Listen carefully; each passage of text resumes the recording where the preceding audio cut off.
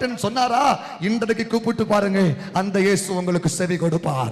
இன்றைக்கு தூரத்தில் நிற்க வேண்டாம். அவர் உங்களுக்காக திரைச்சீலையை இரண்டாய் கிழித்து, வருத்தப்பட்டு பாரம் சுமக்கிறவர்களே எல்லாரும் இடத்திலே வாருங்கள் என்று அறைகூவல் விட்டிருக்கிறார். இன்று இயேசுவின் பக்கத்தில் வாருங்க, அவர் பாதத்தில் உட்காருங்க. மரியாள் தன்னை விட்டு எடுபடாத நல்ல பங்கை தெரிந்தெடுத்தது போல பாதத்தில் உட்கார்ந்து உங்கள் பிரச்சனைகளை சொல்லுங்க, உங்க வேதனைகளை சொல்லுங்க, உங்க பாரத்தை எல்லாம் இறக்கி வைங்க. அவர் உங்களை ஆதரிப்பார், அவர் உங்கள் கண்ணீரை துடைப்பார், அவர் உங்கள் வேதனைக்கெல்லாம் ஒரு முடிவை கொண்டு வருவார்.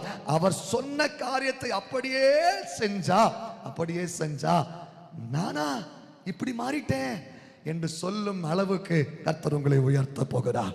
குஷ்டரோகியாயிருந்தான், யாராலும் ஏற்றுக்கொள்ள முடியாதவனாயிருந்தான். அவன் வாழ்க்கையை மாற்றி எல்லாரும் அவனை வருந்தி அழைக்க, எல்லாரும் அவனை ஏற்றுக்கொள்ள, எல்லாரும் அவனுக்கு வரவேற்பு கொடுக்கும் அளவுக்கு கர்த்தர் கிருபை செய்தார். அவன் நிலைமை எப்படி தெரியுமா? பழைய ஏற்பாட்டு காலத்திலே குஷ்டரோகி என்று சொன்னால் அவன் ஆசானிடத்திலே போய் தன்னை சீட்டு வாங்கணும்.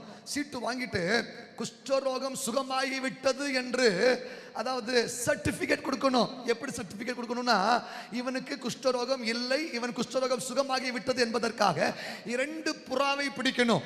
அதுல ஒரு புறாவை பலிபீடத்திலே பலி செலுத்தணும். அந்த புறாவின் ரத்தத்தை எடுத்து இன்னொரு உயிரோடு இருக்கிற புறாவின் மேல தெளிக்கணும். அந்த ரத்தம் தெளிக்கப்பட்ட புறாவை பாளையத்துக்கு புறம்பே பறக்க விட வேண்டும். அதை பார்க்கிற எல்லாரும் சொல்லுவார்கள், ஏதோ ஒரு குஷ்டரோகி சுகமாகி இருக்கிறார், ஏதோ ஒரு ஆத்துமா நம்மோடு சேர்க்கப்பட போகிறது என்று எல்லாரும் அறிந்து கொள்ளுவார்கள்.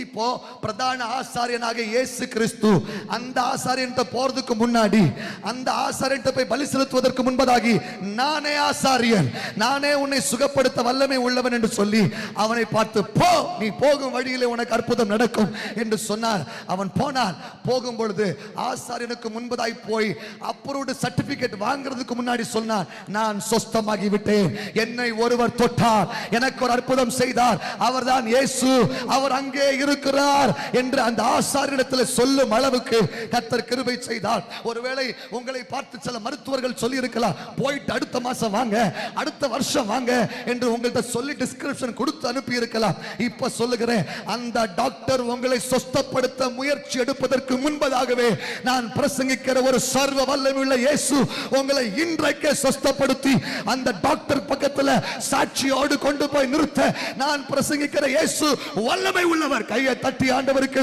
நன்றி செலுத்தலாமா?